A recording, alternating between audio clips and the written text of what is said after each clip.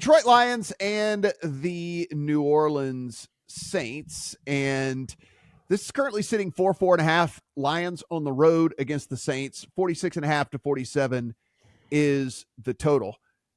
We're wondering who the hell's going to catch the ball for the Saints. That's kind of the biggest thing that we're looking at here. The 1, 2, and 3 all go down last week. We know that a couple of them probably not going to play this week whenever it comes into it. Yet we see a total of 46.5 to 47, which also is fairly interesting. So, Adam, I'll start with you on this one. When we look and see, a 4.5 Lions on the road, we've seen a little bit of the weakness here with the Lions. They can be had on the defensive side still. That being said, dome game, we're not having to worry about, Goff and his little hands outside and all the things like that. So that's not a concern. What do you see here from this one?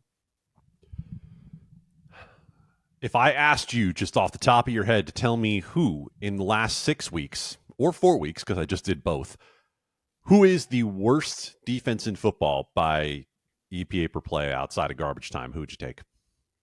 Worst, worst. I'm gonna go ahead and think that you're leading the witness here, and I'm gonna say the Lions. I'm absolutely leading the witness and saying it is the Detroit Lions in a league that has the Arizona Cardinals, the New York Giants, the New England Patriots, the Los Angeles Chargers of Anaheim. You have all of these teams, and none of them have been worse than the Detroit Lions on an EPA per play basis on defense. And so that's why, even though to me this total comes in looking ridiculously high, I think it's pricing in the variance that you get with these two teams and the fact that neither one of them has been particularly good on defense. The Saints been 23rd by the same measure over the same period of time in the last 6 weeks, and they are beaten to hell on defense with Cam Jordan not practicing, with Marshawn Lattimore out, and then you mentioned the problems that they have on the receiving core. Now, the reason that I'm not playing Detroit in a game in which I think this number is a little bit off is that there are enough questions for me about the Detroit offensive line, which is so much to do with their success. When you've got Jonah Jackson potentially trending toward not playing again, Frank Ragnow again nursing injury, that I don't want to get involved with laying more than a field goal on the road with the Detroit team where the defense has been struggling. Long way to saying pass, but I also wanted to get to where I think that 47 number prices in an appropriate amount of weirdness that could be in this game.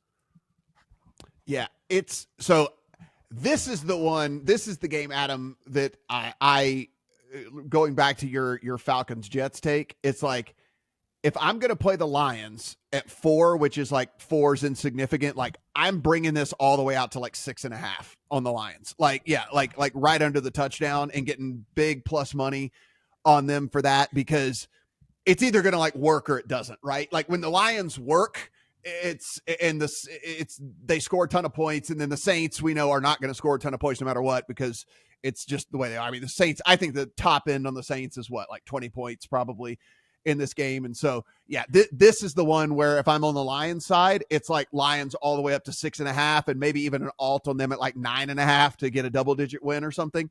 That's where I think this is fairly appropriate. Steven, what you see here in Lions and Saints?